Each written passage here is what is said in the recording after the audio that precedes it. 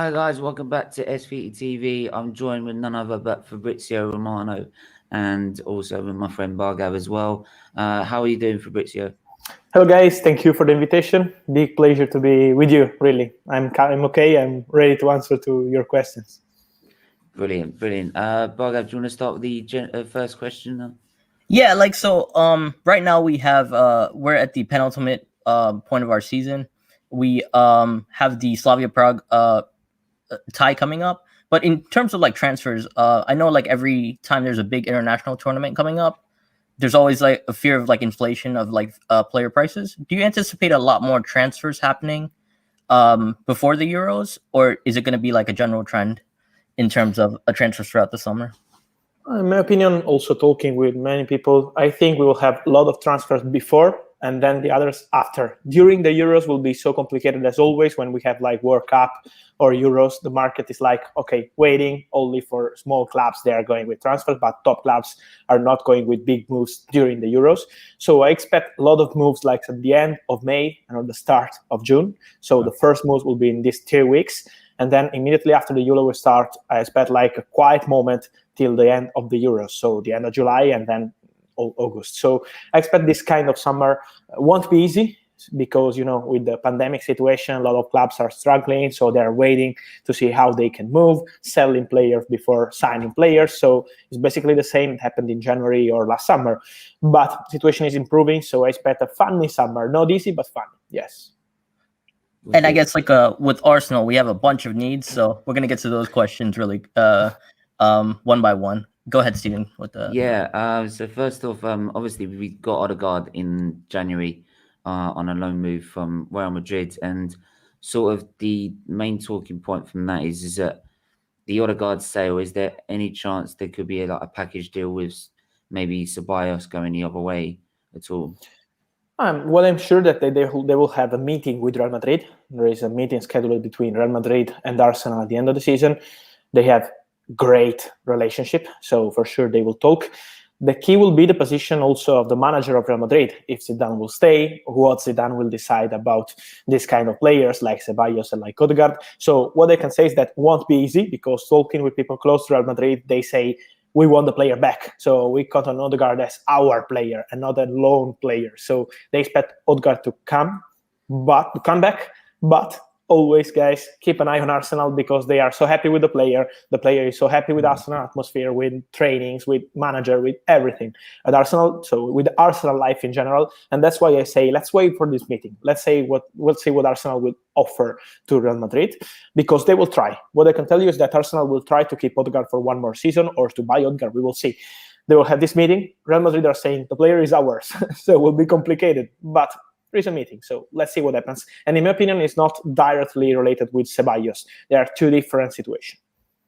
Okay. I think number two is any updates on finding a sort of a ball carrying partner to go with Partey, maybe like a Bissouma from Brighton. Yes, this kind of player could be an opportunity, like Bissouma, or I always heard rumors about Soumaré, but I think Soumaré is close to join Leicester. So, it's complicated in this moment to go for this kind of opportunities, to think about this kind of opportunities in April. This kind of opportunities, like happened with Partey, you have to wait till the last month of transfer. So I expect Arsenal to move in June or in July for this kind of opportunities and not right now. For sure, Bissouma is a player appreciated, so we can say yes, but they follow a lot of players. They scout a lot of players, so he's a good one, so it's normal, but also other clubs are looking at Bissouma, so there is still nothing advanced like this. But this kind of player could be an opportunity. So as happened with Thomas Partey, and to be honest, Atletico Madrid people were not expecting this kind of move from Arsenal in the last hours of the last window. So we have to keep an open door for this kind of opportunities. Yes. And I guess with our defense, what the biggest thing is our fullbacks. I know Bellerin is linked with a move out. Any rumors on who could be the potential replacement? And also with the left back situation, we were linked with Tyreek Mitchell last year, but it didn't really come to fruition. Is there any other updates on that you can give us with the fullbacks? I can say that 100% Arsenal will buy a new right back. So this is something sure. They're working on the name, they have like a list, so they have still not deciding anything. A player appreciated was Tarek Lamptey from Brighton, but at the moment he's not the first option, so there is nothing advanced. And I think Arsenal will go for a different kind of player as right back, so no Lamptey, but a different one. I see a lot of rumors about Hakimi, but it's not easy to buy Hakimi, guys, because he's doing so well with Inter. They are like close to win the league. So I think it's complicated. If Conte will stay as Inter manager, I think it's really complicated them to sell Hakimi. So they will go for a right back for sure. And let's see what happens with the left back. I still see rumors here in Italy about Tierney with Napoli, something like this. But Tierney is staying at Arsenal. They are not selling the player. I think they will sell Bellerin. Yes, as you mentioned, because they have some opportunities and they know that also 1 year ago he was close to leave the club. And let's see what happens this summer. But there is an opportunity. Yes, let's see if Paris Saint-Germain or any other club, there is nothing advanced, but huge chances to see Bellerin out of Arsenal in the summer. Yeah, and also any updates on a right-sided sort of right-footed centre back, because we have this problem about playing two left-footed centre backs, and we're just wondering if there's any chance we could get a right-sided one. Yes, and for the centre back, what I'm told is that they are waiting for like June or July for opportunities, because the market of centre backs this summer will be so particular. All top clubs are looking for a centre back. Barcelona and Real Madrid and Bayern Munich signed Upamecano, here in Italy too, and in Premier League, look also at Chelsea are looking for a centre back, and Manchester City as always, Manchester United too. So will be Liverpool. The situation of centre backs at Liverpool is complicated. So for sure, it will be like a domino market for centre back, and that's why Arsenal are waiting. We have a lot of names around, like Koundé for Manchester United and Chelsea. We have a lot of rumors also about players that could join Barcelona. And in this kind of domino, Arsenal could find a good opportunity. So my feeling is that they will wait on this position. They are not working right now on one single name, but they are waiting to see what will be the opportunities. But it's normal for all top clubs to work like this, okay? They have the plans, they have the names, but they also have the opportunities, as we saw with Thomas Partey last summer. Yeah, everyone is leaving their sort of questions. If we've got time, we will get to them. If not, then I do apologise. But yeah, some other questions involving clubs, because we follow football in general here. So Liverpool, is there any updates on sort of Ronaldo's contract at all? Last proposal from Liverpool some months ago was the same contract with the same salary he has right now for 3 years. So Wijnaldum was not so happy with this proposal, still waiting. So at the moment, there is no agreement between Wijnaldum and Liverpool. His agents are talking with Barcelona people, but there is nothing signed because it depends by Koeman. Koeman wants Wijnaldum, but there is still nothing decided also on Barcelona side. So it's a moment of talks, but complicated situation with Liverpool and Barcelona leading the race, but there is nothing signed yet with Wijnaldum. And when you have free agents, you have to be careful till they sign the contract, because they can change their mind in 5 minutes. So everything is open, but at the moment, no agreement with Liverpool.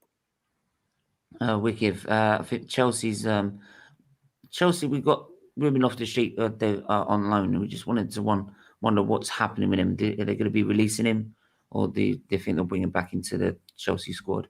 No, the decision will be for Thomas Tuchel. He never saw the player because he's on loan, so they decided to wait for this kind of situations, not only about Loftus-Cheek, but also this kind of players like Bakayoko or many others.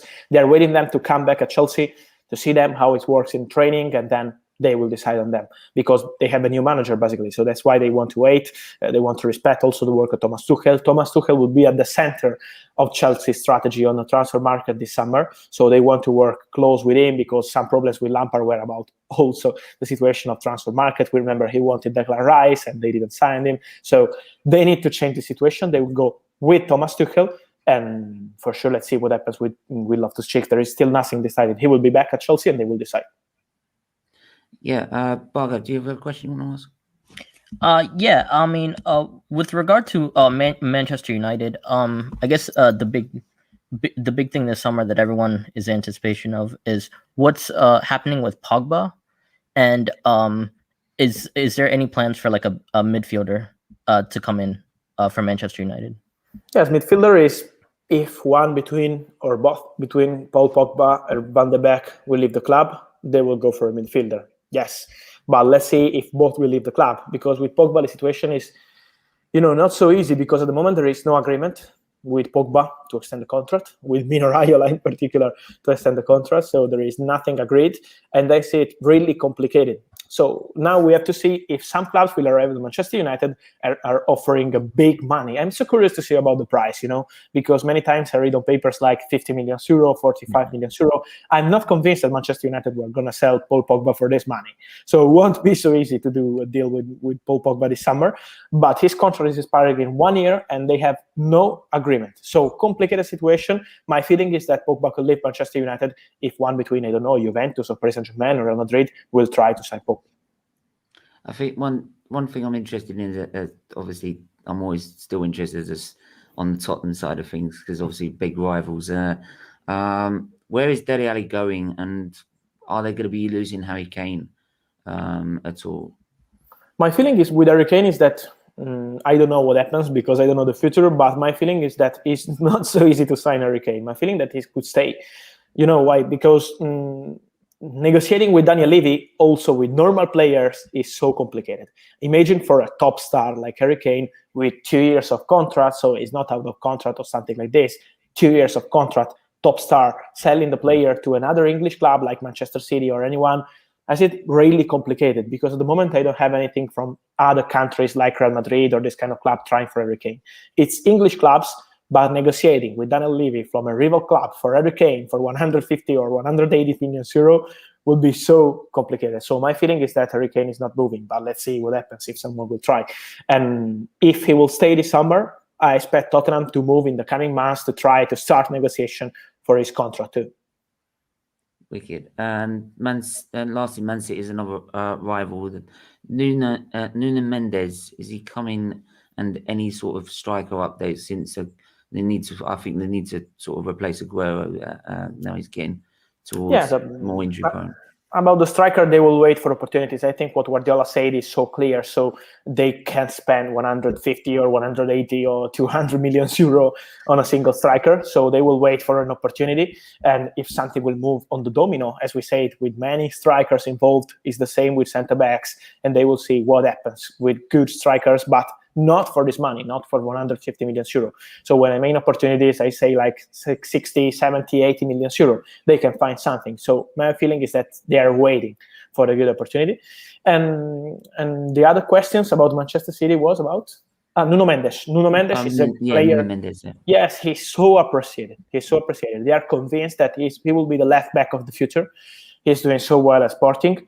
But the problem is the president of Sporting. He's asking for 70 million euro, the release clause. And in this summer, after the pandemic, you can't spend 70 million euro on a single left back. Good player, but he's like 19, so they can't spend this money. If Sporting will open to negotiate like for 40 or 45 or 35 million euro, okay, Manchester City will try to do it. If not, they will stay watching the player and let's see what happens in the coming months. But for sure, he's one of the names in the list. And Manchester City will go for a left back this summer.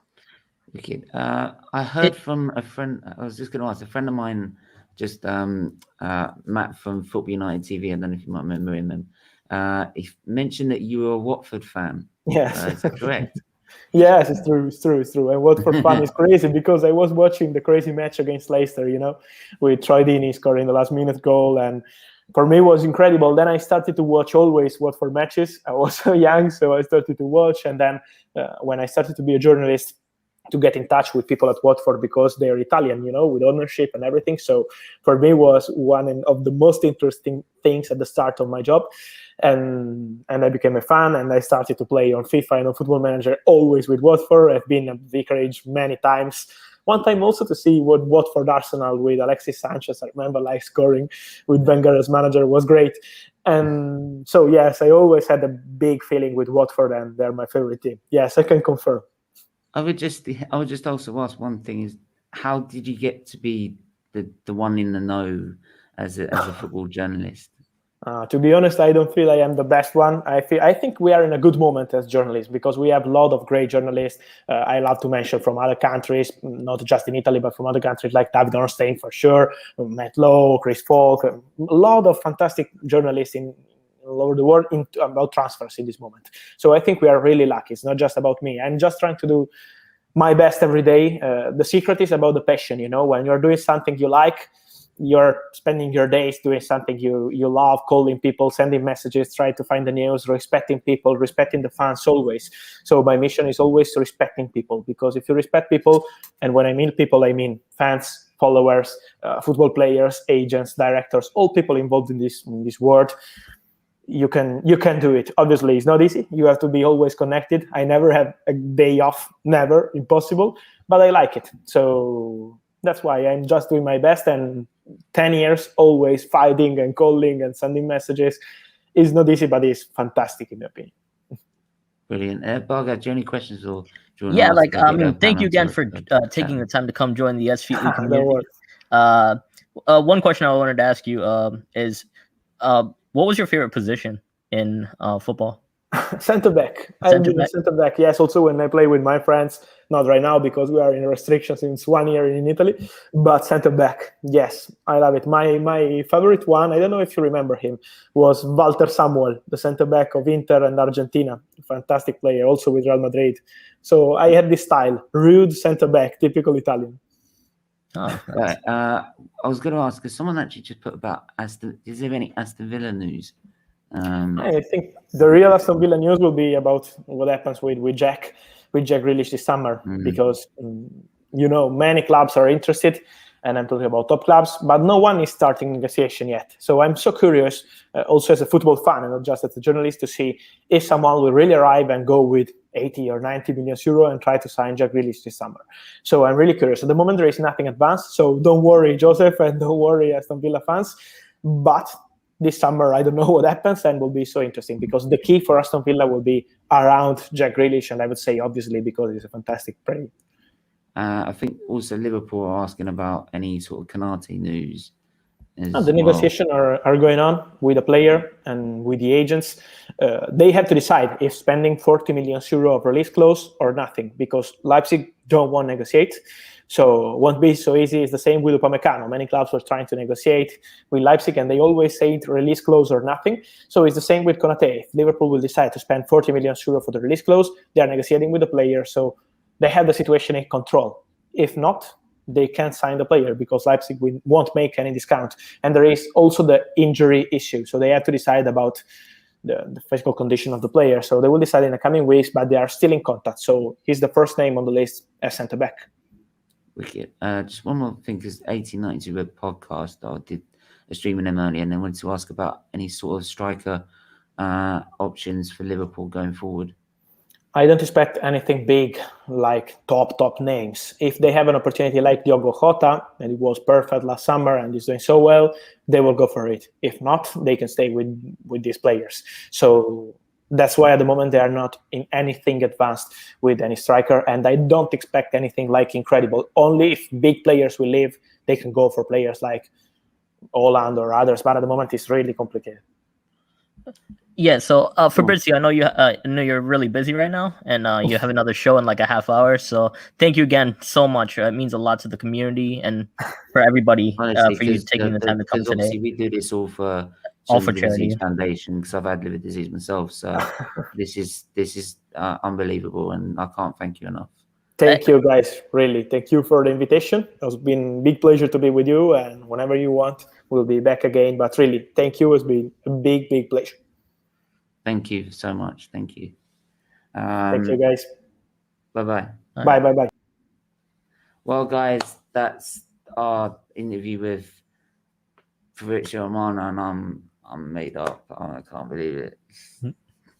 Thanks to everyone that's just tuned in and supported us. All right, from those from the start, even the new ones that have just subscribed. If you haven't subscribed, do it now. There will be more guests coming up like this coming soon. All right. We've got stuff in the pipeline. We've got brilliant things coming in the pipeline. All right. Hopefully, maybe in the future, we're getting back on again during the summer window. All right. Hopefully, have some updates. Just go through some comments before we go. Yes, here we go. Yes. Luca, great stream. Thank you. Bargav, happy birthday to you. Happy birthday to you. Thanks, guys. Thank you. Bargav. Happy birthday to you. 50 likes, guys. Brilliant. Absolutely brilliant. Right. And yeah, anything else you want to add before we wrap this up? No, I think Fabrizio gave us a lot. I mean, it's a great time to be a football fan, so it's good to have him on today, and it's so amazing for him to take the time and come on. He had a lot of shows today, so I'm like I'm glad he was able to make some time to come on.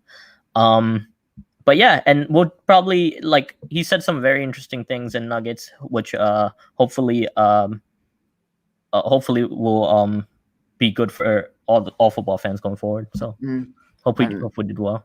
And hopefully maybe we might get him back in towards the end of the transfer window to see if anything we've talked about does come to fruition. Right? Will Bellerin leave? Will Kane leave? Will Liverpool get Kanate? Will they get a striker? We'll all find that out in time when the transfer window opens. Obviously, it's all predictions now. But to everyone who has put questions in and I haven't been able to get to them, obviously we had our own questions to ask first, and we only had 25 minutes tops. So if we haven't been able to get to your questions, we do apologise. But yeah, thanks to everyone that's tuned in as usual. And yeah, we'll be back at 5:30 with Hot Off the Press show. Make sure you tune in for that as well. Got loads of talking points about the relegation battle. We've got loads of talking points about the top 4 fight as it's getting really close and really tight with about 8 to 9 games left. For us Arsenal fans, it doesn't matter, but there you go. But yeah, thanks to everyone that's tuned in. Do hit the like button. Do hit the subscribe button. Share this out. Right? Share it out now. And yeah, we'll be back tomorrow. But until we'll be back at 5:30. Sorry, and then don't forget 7:30 as well. We'll have the watch along to FC Porto versus Chelsea. Until then, take care. Goodbye.